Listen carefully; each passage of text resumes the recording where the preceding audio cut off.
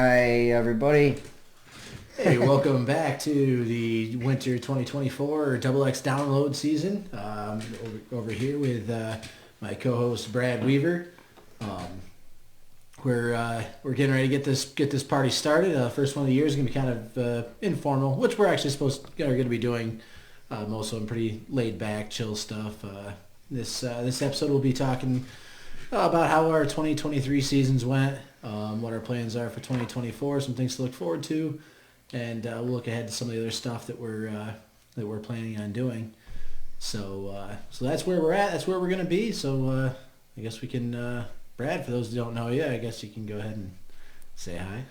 How's it going, guys? I'm Brad Weaver. Obviously, most of you probably pretty much know me. But yeah, we've been anxiously trying to get this podcast stuff up and going. We've been working on it really hard, amongst other things, and we just wanted to have some fun with it, so hopefully you guys enjoy it too. We have live comments turned on, so anybody watching the show, they can comment in, we can see you and what you have to say. So yeah, basically that's about it. 2023 season is in the books, and we're all rebuilding, looking forward to going back green flag racing in 2024. Yeah, I can't wait for that. Brad had a pretty good year. Picked up about 2 or 3 wins in the Sportsman out at Penn Can. Won a 5 Mile Point, right? Yeah, one at 5 Mile. Yeah, pretty much. It was a decent year for me. I didn't get quite as many wins as I would liked, but Do we ever? Yeah, no, absolutely. I don't think anybody ever gets as many wins as they'd like. No, I'm sure. But, yeah, I mean, we got 2 at Penn Can, and we got 1 at 5 Mile. We finished second in points for both the spring and the spring series and the fall series at 5 Mile. 4th at Penn Can in points for weekly racing. So overall, it wasn't a terrible year. We were solid. Just had some bad luck, wrong place, wrong time, issues with the car getting wrecked, and we had to, reclip it and fix it. So that was part of our struggles of the year. The joys of great racing, huh? But, yeah. So you're maybe getting out of that. I see your sponsor proposal floating around in the Facebook world. So you're stepping up, bolting on a little bit more horsepower next year, huh?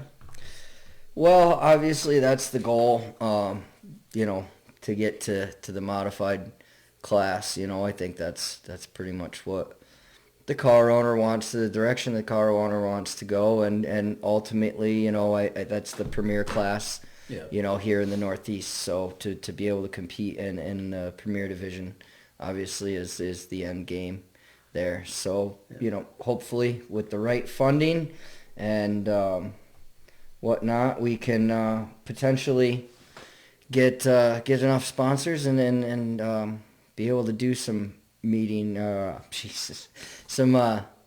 in the modified class. Excellent. All right. So do you guys have a track planned out? I mean, I'm assuming Penn Can. And do you guys have Saturday night plans when the kids aren't racing the karts? Well, yeah. Obviously with the funny season going on, and the uncertainty of 5 Mile. Really, it's been said that it's not going to happen. I think it's safe to say it's not going to happen. I think it's pretty safe to say it's not going to happen either. Obviously, if it's a shame because I absolutely love 5 Mile, and that was a track that I always raced at growing up and pretty much cut my teeth into racing, and or at least getting in the cars and getting my experience in right. At a young age. I did most all of that at 5 Mile. Yeah. So obviously that place has a very special spot in my heart, and I wish that we could race there. But obviously that's not going to be the case anymore. Is it as special as Weaver Valley Speedway down in... Yeah, well, that was a different kind of special. that was definitely special for sure. And you know, Something about building a track on yes, trespassing on their property, on federally owned property to build a racetrack. And I mean, we didn't get caught well, per se, you know. We may have, but we Well, didn't get in trouble. We didn't get in trouble. All right, we might have gotten caught, but we didn't get in trouble for it. In fact, the town supervisor asked if he could come down and run his cart too. So at least we were on the good side of getting caught. But yeah, no, that was a lot of fun. Obviously, you know, the COVID era, we didn't have a whole lot of options or certainty about what kind of racing we were going to do, and you know, we got into the go-karts. And I believe, if I may, that's kind of what spurred on all of your recent goings and happenings here in the last few years. It's definitely a big part of it. I mean, I had already had the lease in place for Action Park when we ran that race down there. Well, tell me a little bit about how the conversation started between you and I and getting the go-karts, and how that developed into the XPB class. It was funny. The prior winter, I'd never raced go-karts. Heck, I never touched a go-kart, at least not since I was like 16. A buddy of mine had one, but I never really touched one or handled one or anything. COVID was kind of shutting everything down, and me and Brad were hanging out on Tuesday nights in his basement / garage / house / brainstorming area, office space of his house, and we had actually talked then about trying to find some cheap go-karts and some cheap Predator engines and throw them on some carts, and it kind of fizzled out. Like we had an idea. There was a spot where his neighbor had a Sportsman. He was running it around across the road, running in circles, and we talked about building a kart track then, and it just kind of, life got going, and Penn Can had the stones to go against the government and run, so, some big car season stuff was going on, and then Champion started that budget Predator class, totally unrelated. It had nothing to do with, it had nothing to do with me or this idea or anything like that. It was just coincidental that Alex Carmody had a very similar thought, except he was doing it on a legit track. And I ended up in the carts, and then from there once I got carts, that were for the real track, and we're like, hey, now we have incentive to build this, carve this track across the street. So we borrowed a tractor and a back blade, and it was a lot of work, but we carved a nice oval that liked to turn black, nice natural clay bed. It was a lot of fun. Tiny little track. Little bumper dome type facility. Super racy. Yeah, super racy. Really racy. And it was like the banking was all over. Like you'd be going to corner and the banking sloped the wrong way. Halfway through the corner, you slope up the other way. Going the other corner, going in, you got really high banking. Coming off, you're falling out into the road. The back stretch was literally shared about half the road. Not on purpose, but there was no, it ran right to the road. And sometimes you get a little high and go out in the road. It was a little sketchy, but we all do. We all like to have fun like that. But then we had a race, like more than just us running around there. I think it was like the week after the first 212 at Champion. Yeah, it was the week after or 2 weeks after. I couldn't remember. We might have had some bad weather in between. I think it was the week after, because we were in at Champion.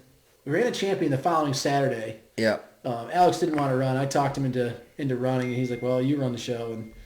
And that was my introduction to kart promotion, being a race director for the night, so he could race and not be the guy in charge. But that was on Saturday and Sunday. A bunch of us, I think we had 13 carts, something like that, came down and it was like 12, 13. The Greens came down. We had a bunch of other friends. Dougie came down. We figured out he was a cheater. Told me later he had a smaller clutch gear on. So I don't know if he's watching this, but yeah, for when it comes to backyard racing, Doug O'Hare's a cheater. Well, he smoked us. Yeah, I think he lapped the field, didn't he? Yeah, he pretty much waxed us pretty good. Yeah. So yeah, fast forward from the COVID era to 2023, and tell us a little bit about your promoting and your seasons at both Champion and Action Park and some of the special races that you had this year, and just give us a little bit of an overview on how things went on the promoter's end of it. On the promoter side of things, it was good.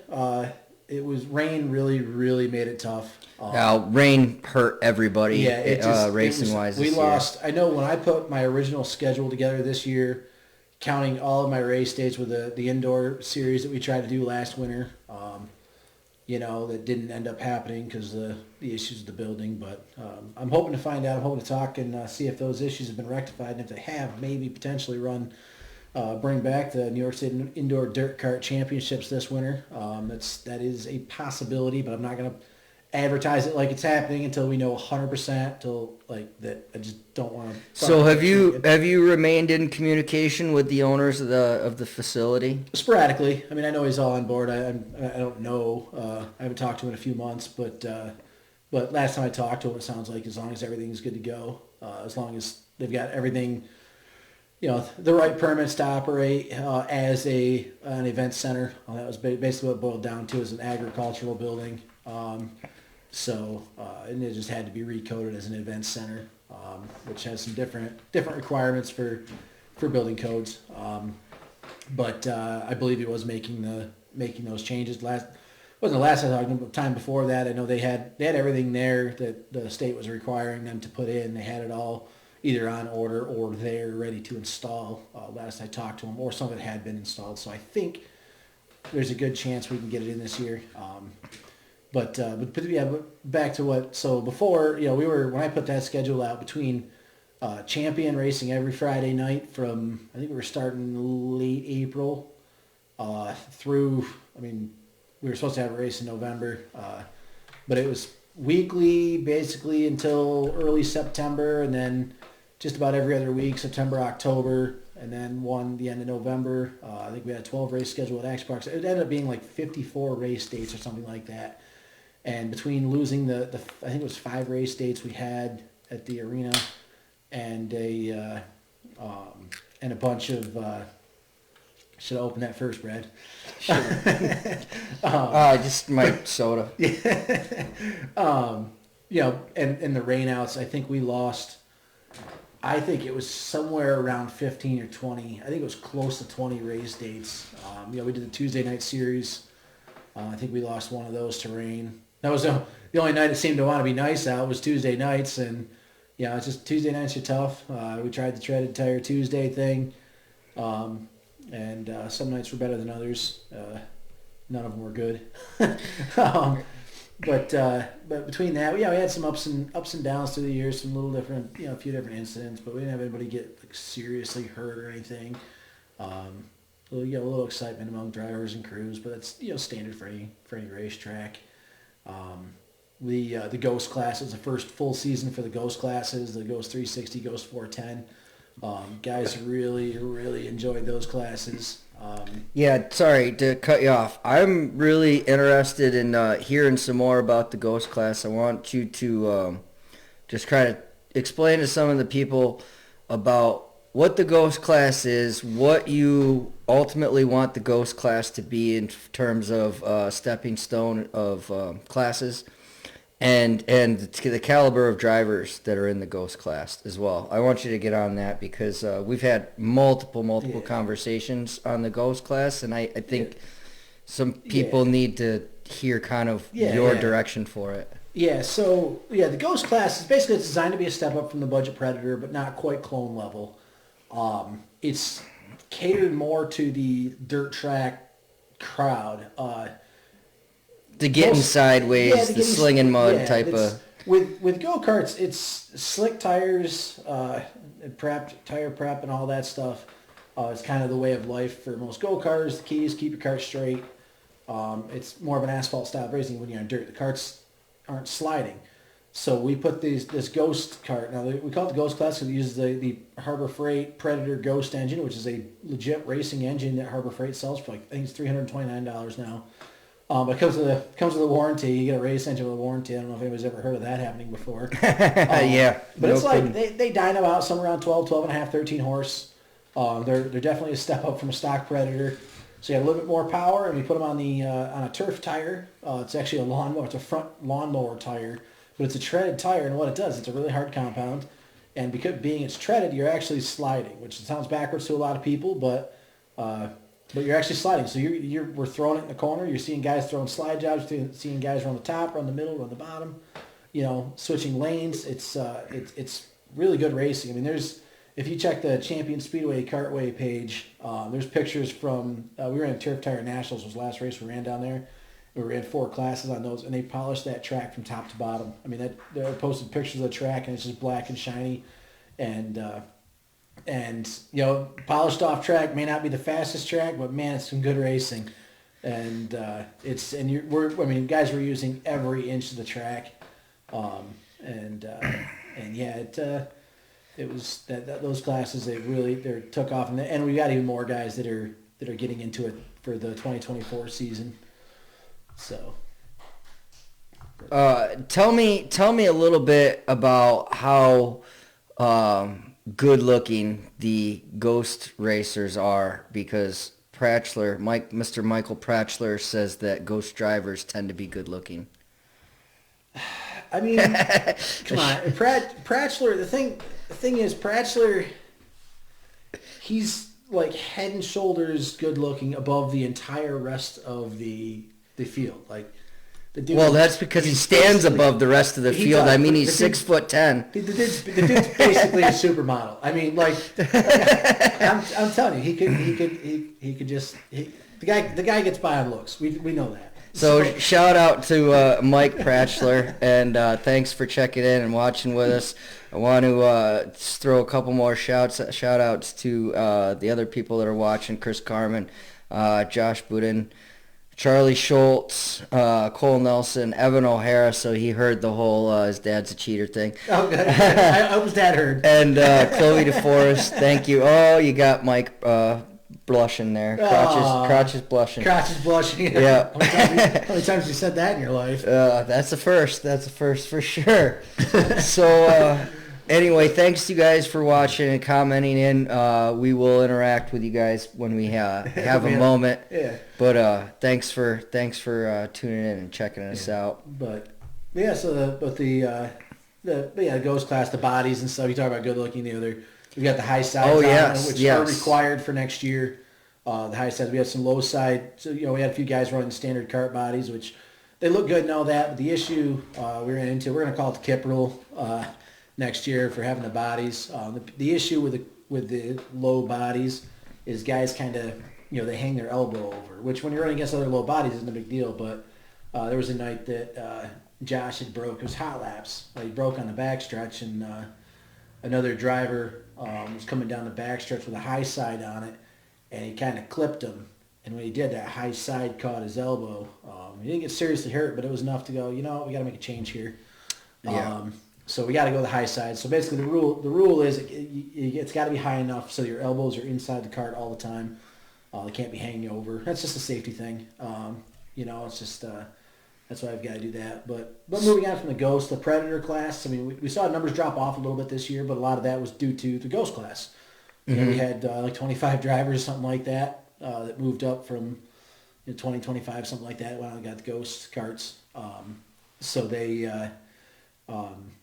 moved up, to the Ghost class. We had a couple that went clone racing. The clone class is always, it's always the go-kart racing in the Southern Tier is a fairly new thing as far as this go-around. There had Champion, in 2020, Champion was the only real track within, an hour and a half of my house. They even had go-kart, they even raised go-karts. There wasn't, locally speaking, other than Champion. And Champion had only run for a couple years. Before that, there was nothing. The first night I was at Champion, there was 19 karts there in the pits. So it's really taken off since then due to that. But the clone, I think that first year, so 2021 is when I took over Action Park, and I think there was a total of 3 clone carts that lived within an hour and a half drive of Action Park. So it's been, obviously when you start out, the clone's a money class. It's not a budget class. like I say, it's not a budget class. Any class has to, in order to work on on a local type of level, any class has to have some sort of budget. So we're working on the clone class is growing, but I'm going to bring up the Reaper tires because kind of have to. It's kind of the thing that everybody's talking about right now.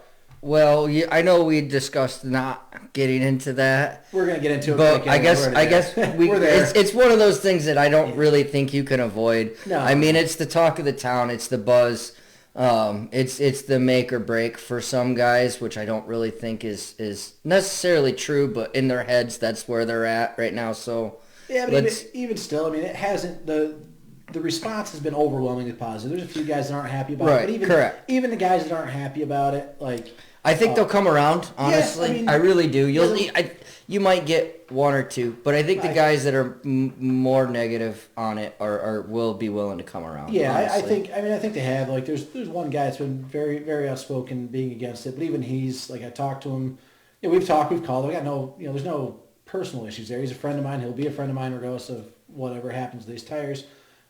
He's a real good dude. Like, I have no, but even talking to him, and I explained my stance and why we had to do what we had to do. Basically, we guarantee a purse in the clone class. We guarantee $100 to win regardless of cart count. Pay $40 for second, $20 for third, unless we get a bunch. But to pay that, we only charge a $20 registration fee, which is really low. So we got among the lowest registration fees of any kart track in New York State and the highest purse. And basically, when you're losing money on a class every week, like especially a year like this year's, like even the weeks we got races in, I think there was only like 5 or 6 times total that there wasn't at least a threat of weather. And the threat of weather, it can even be, if it's a 40% chance of rain, we're going to see the hit. We're going to feel it. Absolutely. And when you're losing money on a class like that every week, you got to make a change. And there's 4 options. You got the option to drop the class, which kind of screws all those guys. That's your last thing that you would want to. Yeah, I love the clone class. I love that we got a good group of guys that run it. And I love the race. They're fast. I love watching them. When we do the money races, we get big fields of them. I love that class. So the next option is to cut the purse, which, again, that kind of screws those guys. Third option, raise registration fees, which, again, screws those guys, or quantity. We need more carts, so we've got to do something to increase the cart count, and that was why we went with the Reaper tire rule. The Reaper tire, buy them online. It's $145 for a set of them online. I did talk with Terry Odom a couple days ago, the guy that owns Reaper Tire. I will be a dealer. I'll be a dealer for New York State for him. So everybody that plans on racing the clone class with the Reaper tires, they can get their tires right through you. Yep, they can get them through me. I do know. Are you going to have them at the track ready? Like, is it just like you show up, you can buy tires right then and there? Yeah, that's my plan. I'm planning on having them available at the track, brand new, ready to buy. We're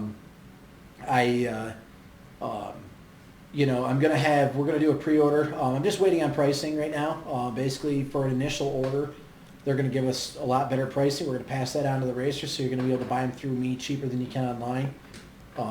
Hopefully, significantly cheaper, which is still, it's a smoking deal for $145 a set. It's a smoking deal for a full set of kart tires, but I think we're gonna be able to get them down significantly less than that for an initial order. So as soon as I talk to Terry again and find out what we're going to get for pricing, he's confident we can get that price down. We'll do an initial order. That'll be the only one. That'll be the big order that we're going to put in. Where we're going to be able to get the best price on the tires. So that would be the time to stock up is when they come through, because once we do that initial order, it'll go. We'll still be competitive with online. We'll still be, with what you buy them directly from Reaper. Maybe a little bit less, but we'll see. But basically, we went with the Reaper tire, dirty tire rule. So basically, you have to run the same, same set of tires all night. Once hot laps start, you're not allowed to clean your tires. So. So, real quick, what if this is just proposing the question? Yep. what if I go out and I run hot laps? Or, no, say I don't run hot laps. Say I show up late or whatever. I don't run hot laps, and I go out to run my heat. I don't have dirty tires yet. You're gonna start scratching your heat race. Oh, okay. Yeah, if you don't run hot laps, you're gonna start scratching your heat race. So basically, it's in your best interest to get there early enough to run hot laps. Yeah, I mean, you're still gonna, and you still gotta get some dirt on your tires. So, so like, say somebody comes late, they're there right before hot laps is over, like the whole session of hot laps is over. Are you gonna give them a lap or two to dirty up their tires before their heat race, or is there going to be a cutoff? Like, I'm just wondering how strict are you going to be with that? We're going to be as strict as we can humanely be with it. That's going to be if somebody shows up during hot laps, show up late, we'll try to get them out on the track before their heat race. In all honesty, once you pull in after the cutoff, after the registration cutoff, you probably start last anyway. But we're still going to try to get you on the track, get you some hot laps. Get some dirt on those tires, and then go from there. So we got a couple more questions coming through with the comments, and Matt Millard wants to know if there's going to be any bigger money races at all for the Ghosts instead of the I do just the Turf Tire Nationals. Yeah, we do. We do plan on running some money races for the Clone. The hard part, or not the Clone, the Ghost. Sorry. Well, we do have money races for the Clones too, but yeah, the hard part with the Ghost, the money races. The big thing with the money races is we do it to draw in outside carts. It's the only way we can pay the purse. We have to increase the cart count. Registration fees go up significantly for those races, for those money races, and we have to get the cart count up. I mean, we got to have, if we're paying $500 or $1,000 to win. We've got to bring in some carts. We got to get some good cart count to pay it.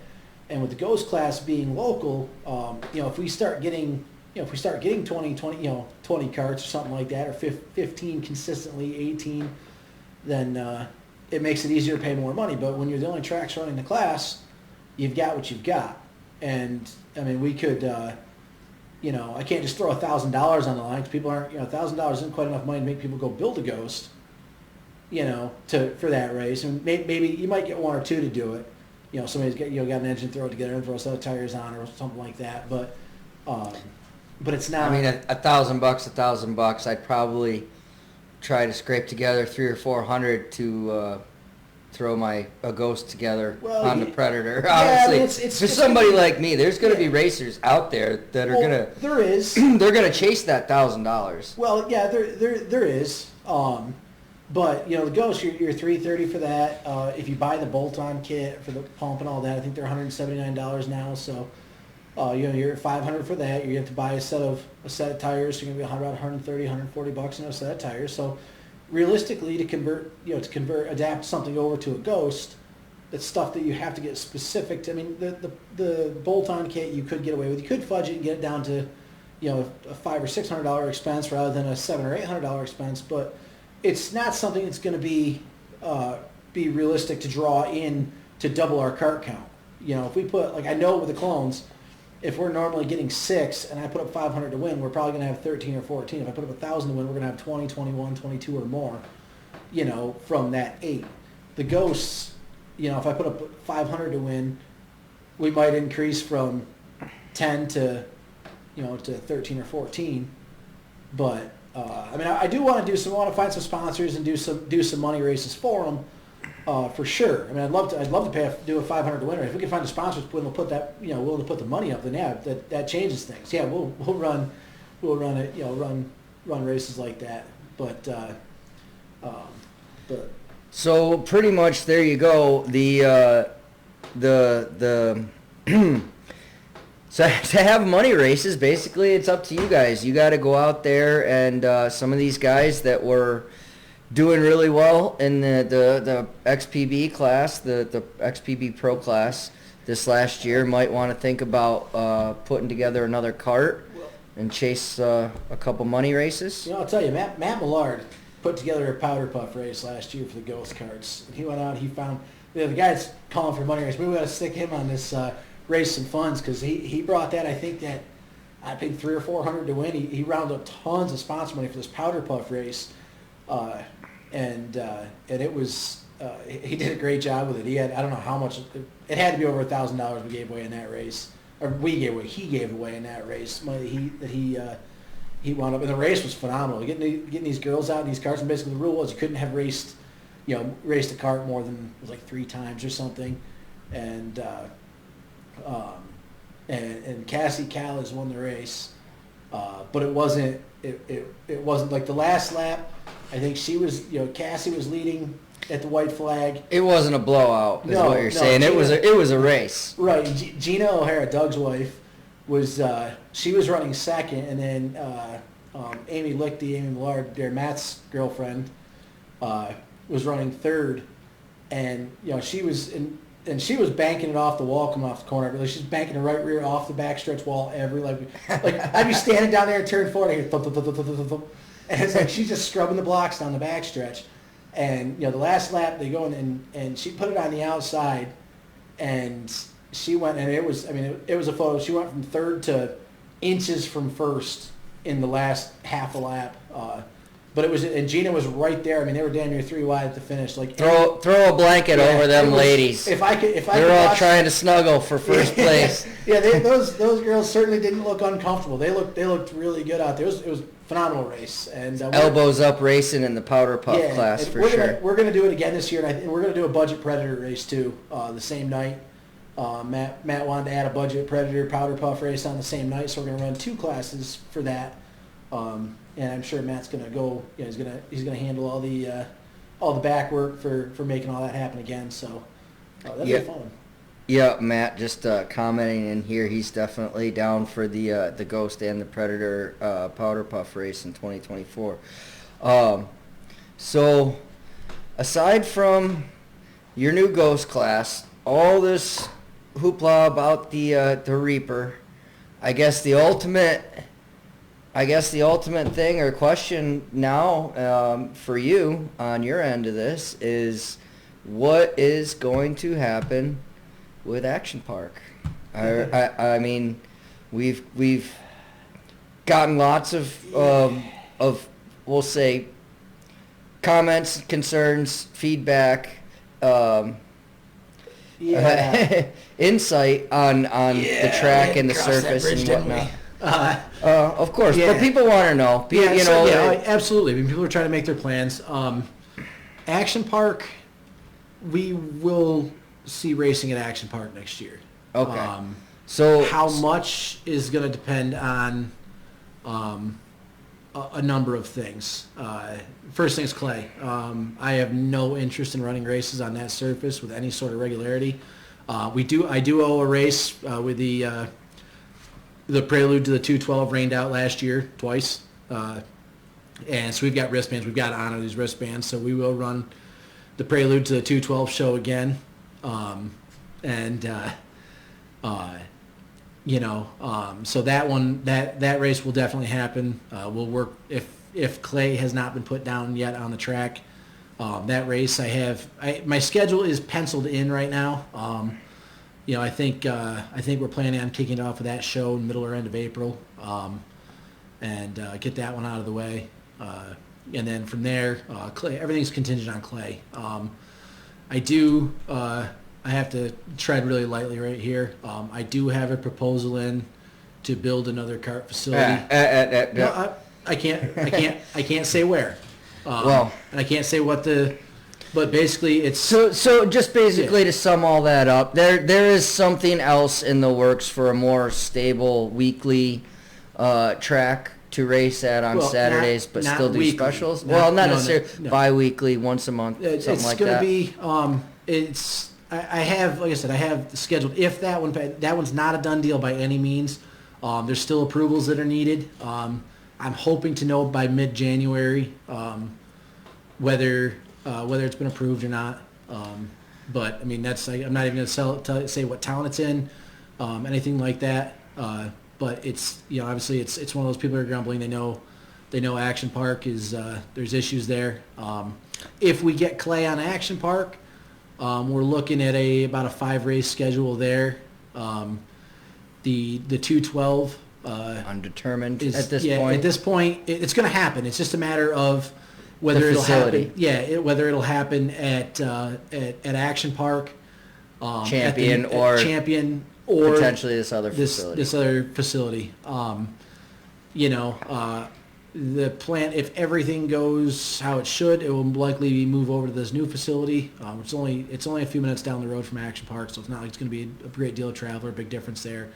But if that doesn't happen and we get clay on Action Park, it'll be back at Action Park. And that would be if the clay goes down and the other facility doesn't happen, then we're looking at about an 8 or 10 race schedule at Action Park again.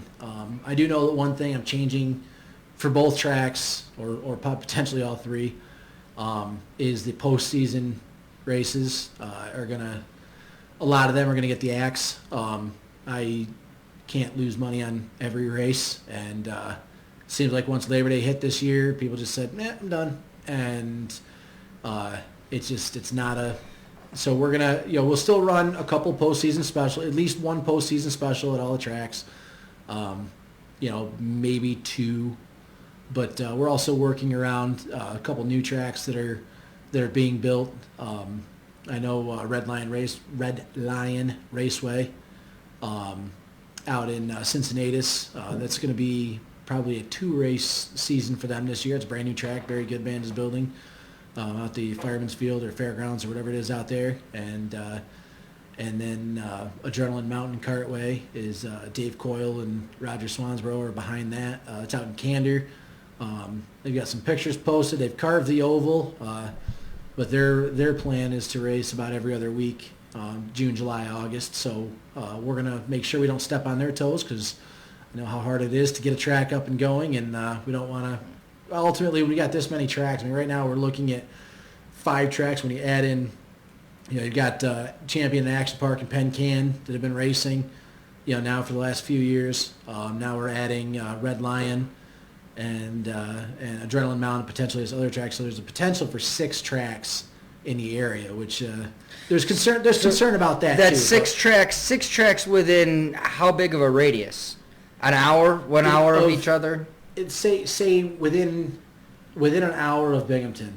Which is kind of so 6 tracks within an hour of Binghamton is potentially maybe a overkill or over flooding the market there. We do have concerns about that, but that's why we're trying not to step on each other's toes. Like right now, we've got a list of race dates. We've got pretty well ironed out. Like I said, we're just waiting on some other things before we release all of that. Schedules are penciled in for all the tracks. Right now, the way we've got it set is there are no head-to-head races. So you don't have to worry about two different tracks competing against each other. Right, yeah, we don't want to do that. We don't want to split the drivers. We don't want to make them make a choice. So, basically the weekly track, the weekly Friday night track, you've got Champion. And then a weekly Sunday track you've got down at Penn Can. And then the other 3 or 4 tracks are basically rotating the Saturday nights. And once we get past this year and get the tracks built, the 3 potential new tracks, we'll be able to spread out a little bit. It's a little tough because we're not the new tracks. Nobody can really plan on doing anything before say June, just because the tracks got to get built. We got to have time to build them in the spring, so it's kind of crowding. The race schedule, but you'll be able to find a race just about every Saturday night from, basically the middle or end of May, until into September. So really, I don't know how many tracks are doing points or whatnot, but one person could realistically win 6 track championships in a season at 6 different tracks, which is pretty wild. So Barry says that they're only planning on 2 dates at Red Lion as of right now. Yep. So would one of those dates be potentially during Super Kart Week? I haven't even looked that far ahead. I honestly don't know. Super Kart Week thing, it's we got to look at what we've got to do with that to make that work. We've tried it for 2 years now. It's been a struggle. I mean, the 212 does, we get a turnout for the 212. Penn Can actually does all right with it. Champion, we rained out 2 years ago, and then this past season, we were putting feelers out there, but it seems like a Thursday night in October didn't seem to get enough support. So we actually canceled the race because I don't think we would have had very many carts show up for it. So we got to take a good look, see if Super Kart Week, if we're going to keep it going, or what we've got to do. Or might just run, just run that Wednesday night at Penn Can and then head to wherever the 212 is. Friday and Saturday. Give Thursday night off. Because we like to run the kids' classes, but not too many parents are fond of their kids being out late on school nights, particularly two school nights in a row. Well, I mean, not everybody is Brad Weaver. Yeah, that's understandable. So we've got Cole Nelson wants to know Stage 1 MTP/HTP. It's the Heavy Tire Predator versus Ghost Money Race. MTP tires versus Ghost tires. What is your opinion on that? The potential's there. I mean, I'd have to, if it's, I think they could potentially be competitive. The hardest part of it is like the Ghost, while the power, we put out the power, enough power to compete with a true Stage 1. I mean, that's Stage 1 and Stage 1 are, two different things. They should be right in the same area power-wise, but the Ghost is governed at 6,000 RPMs. Switch the camera next time you do that. Oh. Thank you. But I didn't realize that. Sorry, guys. But but I think it's possible. I would think something like that would be ideal on a track like Luke Rutkowski's. Yeah. He's got a track that it would fit around most swing sets. But as long as it's got some banking, we know what some tiny tracks with some banking looks like, and it's awfully fun looking. Well, his track looks. I don't know how much banking's there, but I've seen videos from there, and I've seen that track. That's on my list of goals to get to for next year. Is take a trip out to the Rutkowski Family Speedway, or whatever they call it, and check that out. They look like they have a ball of fun out there, and I know Luke is. I talked to Luke a lot, and he's got the fever. He's working that track. I think he still works on the track every day just because he's hooked. Yeah, of course. I mean, I absolutely despised the go-karts to start. It was not right up my alley by any means. I liked being able to work on the race car, or I'm used to be able to work on the race car all by myself, and if I need to move it around, I can drive it. Whereas the go-kart, you kind of need two people to work on it, or at least two people just get it up onto the stand for you or with you. Yeah. And that was not one of my favorite things. Right. But okay. So yeah. I just got distracted. Yeah, I'm sorry. A little distraction there. But yeah, so but that looks like a lot of fun. But then we got one more thing there's a lot of people chomping at. That's the Riverhawk 100. The Riverhawk 100. What is this? Riverhawk 100 on, I believe we have the date set for September 7th at Champion Speedway. We're going to run a Clone 360 Reaper tire race for $10,000 to win. Wow. $10,000 to win. We're shooting for a $15,000 total purse. We're going to try to, I'm going to try to pay the field on that one. That's my goal. We've got to iron out more of the details, but that weekend, it looks like probably Friday night we'll run a smaller, or another show, maybe a Predator Ghost show on Friday night, along with an open practice for the clones. Let those guys do some testing and tuning, and try to figure it out, because we're going to be pulling some carts for that one. I've been hearing from guys as far south as the Carolinas. They're planning on making the haul up to take a shot at 10K. So we'll give them a chance on Friday night to do some practice, and then it'll probably just be the entire clone show on Saturday. We'll use Sunday as a rain date for that. But yeah, that's gonna be the big one for next year, and that will be a dirty tire Reaper race. So everyone will have to be on the Reaper tires. Again, no cleaning tires. Once we start hot laps that day, we'll have a tire impound for it. So carts will come off the track. They'll hand their tires over, and they'll get them back when they go back to the staging area for their next trip onto the track. Yeah, it's going to be. I think that one's. We may test the capacity of our pits on that. Well, it's for a $10,000 to win race. You would hope that you have a really good solid cart count for that. Yeah. It's if I don't, it'll probably be the last race I ever run. Well, I mean, that might just bankrupt you. Yeah, all of your savings out of your account. Now we've got backing for it. So I can't say who or anything like that. Well, but, regardless, I think the ultimate question is the racers want to know. Is the money good? The money's good. That's it. The money is guaranteed. If we have 5 carts show up, I'll still pay the $10,000. There you go. You heard it first right here. Brandon will pay the $10,000. Yeah, and I know there's get your carts ready. Get your Reaper tires. Yeah. Let's all get a good turnout for this $10,000 to win race, because I don't want to have to move my buddy in to live with me.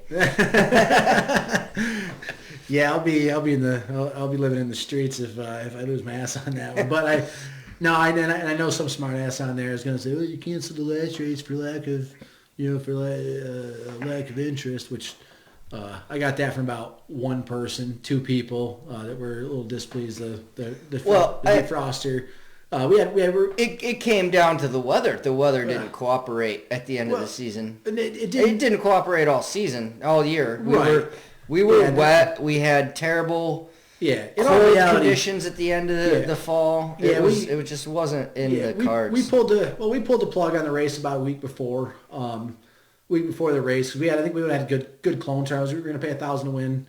That money was guaranteed. I don't like doing purse contingent on cart count races, because people don't show up with a chance that maybe they'll get to run for certain money. So you kind of have to guarantee a good turnout. You're gonna have to guarantee the money. I wasn't going to turn it into. I was going to say, just kidding, guys. A week before the race, just kidding, guys. We might pay you $1,000. We'll see what we get. And the support classes are kind of the key. I think we would have had enough carts to pay the purse.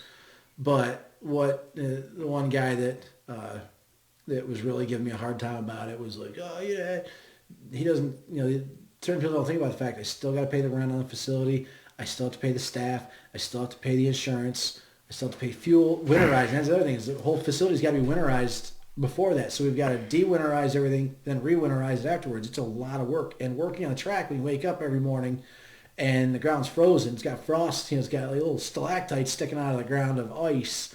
Even working the track is miserable for something like that. So you really there's a lot of work that goes into it, and you got to guarantee a good turnout. But that race was scheduled for November 25th.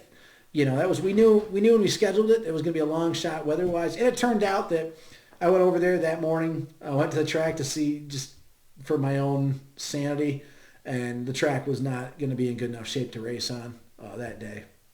So we would have had to cancel it anyway. But that race we are going to reschedule. We're going to run that 1,000 win clone race in the spring.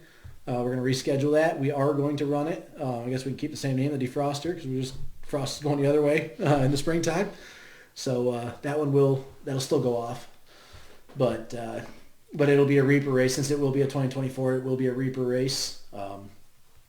So you're going to keep the rules for 2024 and apply them to that race. You're going to keep the payout.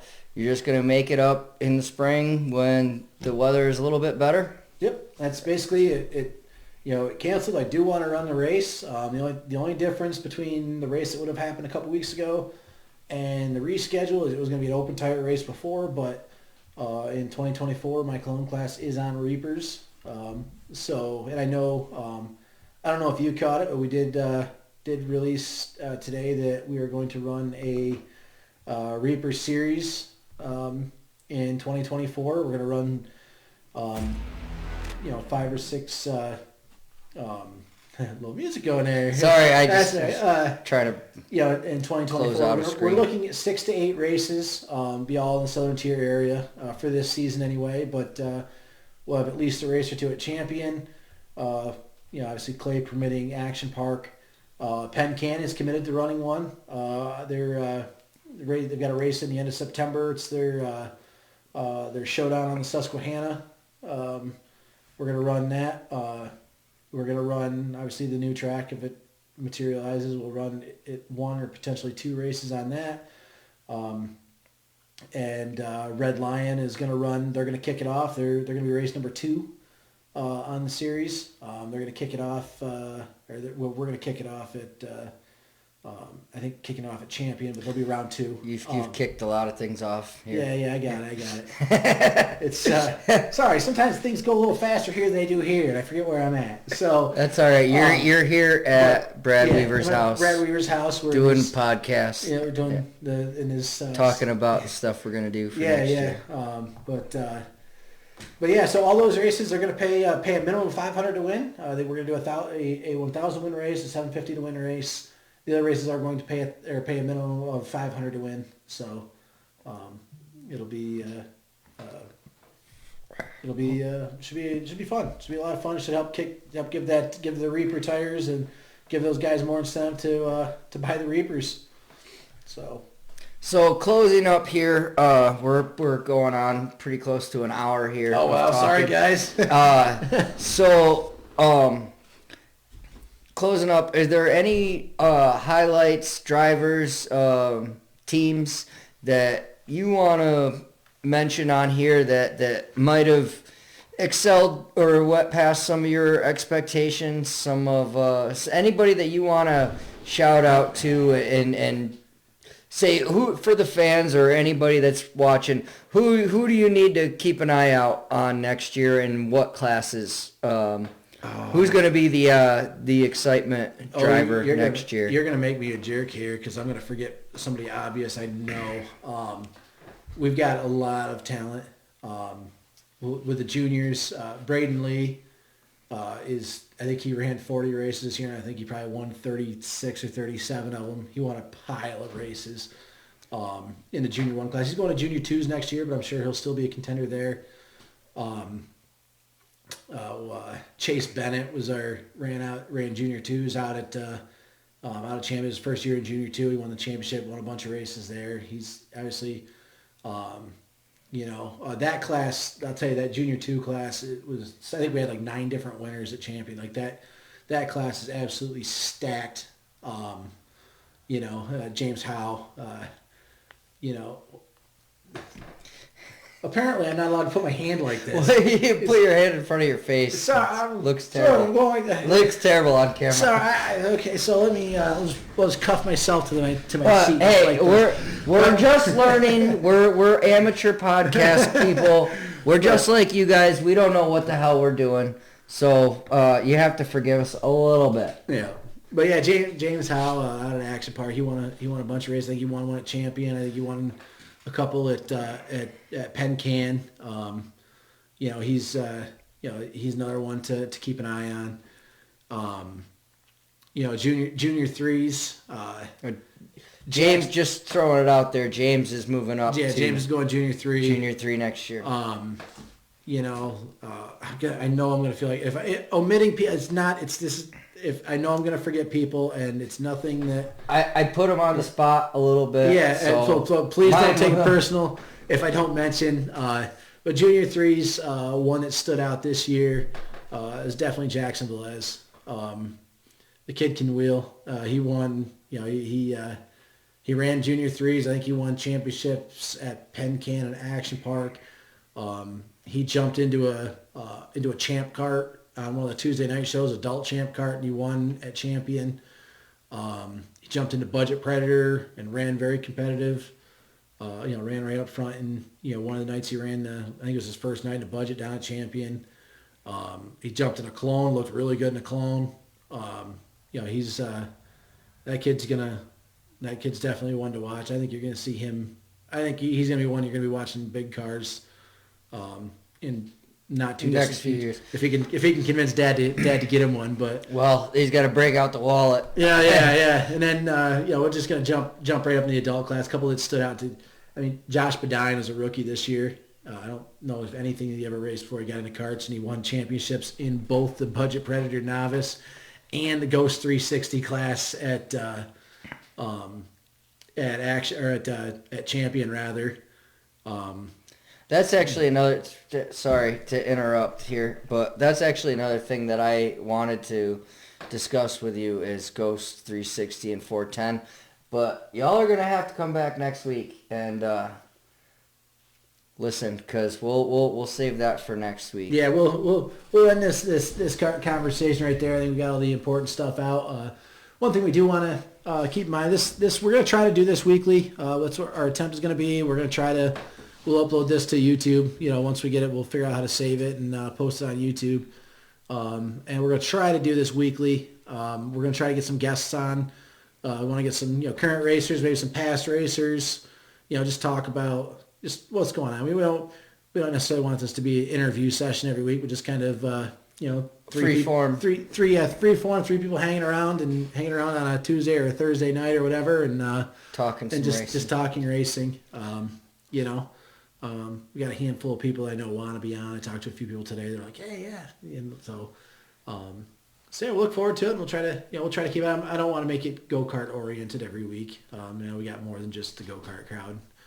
So that's where we're at, and that's where we're gonna be. So as our cameras are running out of battery here. Apparently, we're gonna have to plug them in. We can't just run off battery every week. Well, we are just learning. Yep. So, real quick, finishing up. Anybody you want to thank here in the last 60 seconds? Obviously you, Brad, because we're using the house, and Adam Gordon with AG Video. We had a whole bunch of stuff. We had a whole bunch of ideas, and it seemed like every time we bought two things we're supposed to plug in together, like if we made them touch, like we thought they were supposed to work. It turns out like these things are like these cables, like they flow one way or the other, and like it was really confusing. But Adam came down and straightened us right out. He got us up and running, so you can hear ourselves talk on the headphones and the microphones, and cameras are working like they're supposed to be. And this has been a project to make happen, but probably wouldn't be. I know we definitely wouldn't be live tonight if it weren't for Adam coming over to straighten us out. So, but yeah, other than that. And apparently Kara, because she's letting us use her house too. So on behalf of Double X Motorsports Productions, I'm Brad Weaver. That's Brandon Clapperton. We want to thank you all, and hope you get to tune in next time. I'm thinking maybe Tuesday. Tuesday we might try to do another one. So everybody, if you want to keep up on what we've got going on, check us out on Tuesday. And we'll talk to you then.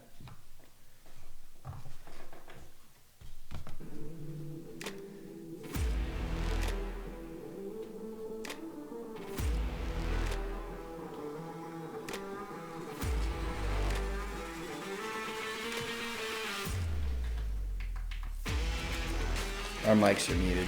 No, they're not. I'm just,